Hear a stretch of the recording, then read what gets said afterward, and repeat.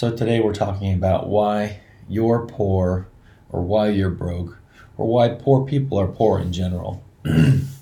Now, I want you to understand that you don't have to be broke. It's very much a psychology. Anyone in America can accumulate significant amounts of wealth.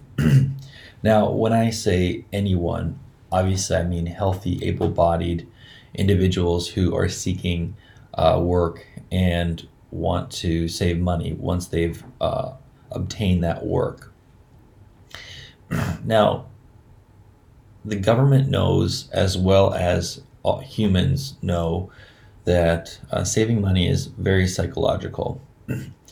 The US government has Social Security because we know that humans don't save up enough money for themselves in retirement.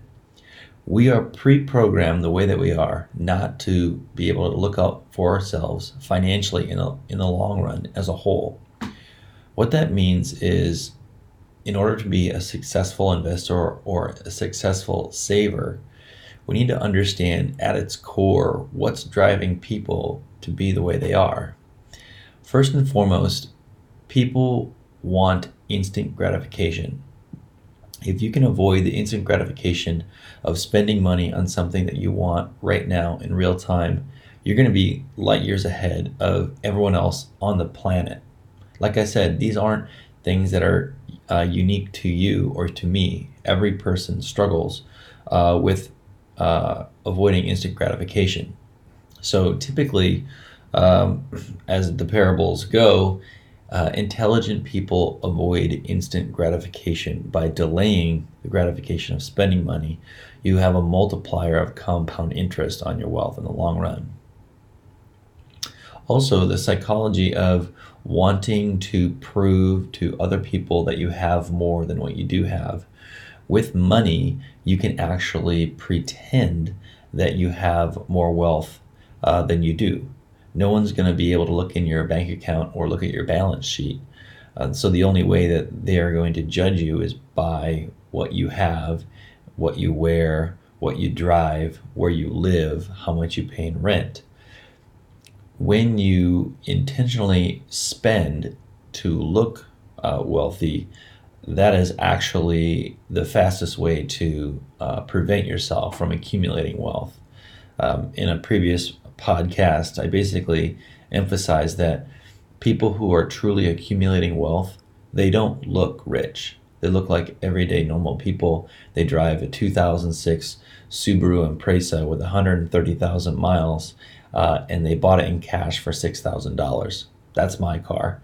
I could buy a brand new Ferrari in cash if I wanted to, but I don't.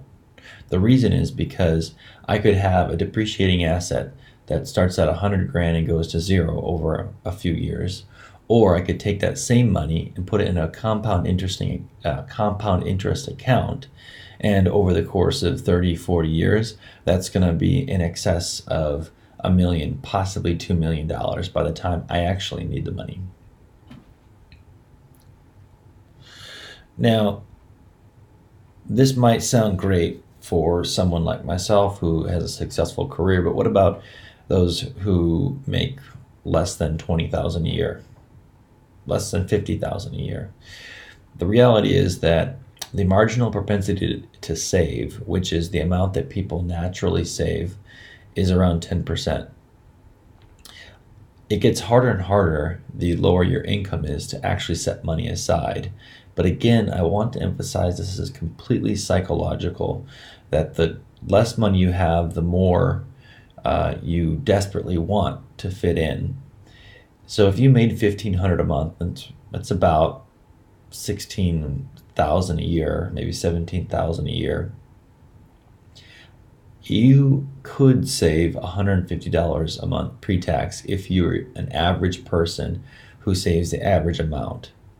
But I would encourage you to beat the marginal propensity to save.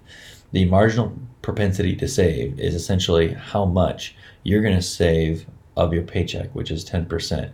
If you can beat that, raise it up to 20, 30, 40, 50, 60, 80, 90%, that is when you start to considerably accumulate wealth. But even if you saved $100 a month over 50 years, that is going to turn into a lot of money. So, an adaptation of one of Warren Buffett's quotes that is my favorite of all time is to be greedy when others are cheap and to be cheap when others are greedy.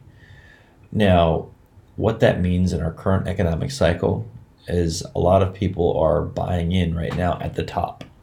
They are really exciting. They're really excited. They're seeing the prices of equities on the market go high. Housing is high right now. And there are people that are making very high risk bets, putting their money into individual stocks in the stock market. There's also a lot of people that are getting their hands on predatory lending for cars, possibly for homes, but not as much, mostly for high interest car loans. And the reason this is happening right now is because the economic cycle is going to come to a downturn. So the lending companies are spinning out as many adjustable rate loans or high interest loans as they can before the economic cycle slows down and the tightening of monetary lending comes into play from the Federal Reserve when the interest rate is raised. So right now is the time to be fearful when other people are greedy, according to Warren Buffett. Basically, since there's so much greed in the marketplace right now, the best thing to do is to be fearful and to be heavy on cash and liquidity. When the economic cycle does come, meaning when the downturn does come, if there's a recession, it'd be a great time to have money in your pocket that you can spend on stocks or on real estate. If you can't afford an entire home and you've only got a few $100s, then imagine putting that into the stock market 10 years ago in the last recession. What would it be worth today? It could be worth as much as 10 times as much. And the beauty of this is we have 5 to 10 economic cycles, each of us in our lifetimes as adults. So if you started with 300 and then it went to 3,000, and that 3,000 went to 30,000, and that went to 300,000 and 3 million, you can see how just saving $100 a month, or maybe even having just $300, can multiply into significant wealth over the course of 30, 40, or 50 years with these economic cycles. All right, so I appreciate you tuning in today. If you have any other questions about saving money or accumulating wealth, let me know. Please subscribe, and I've got merch, so check out my store.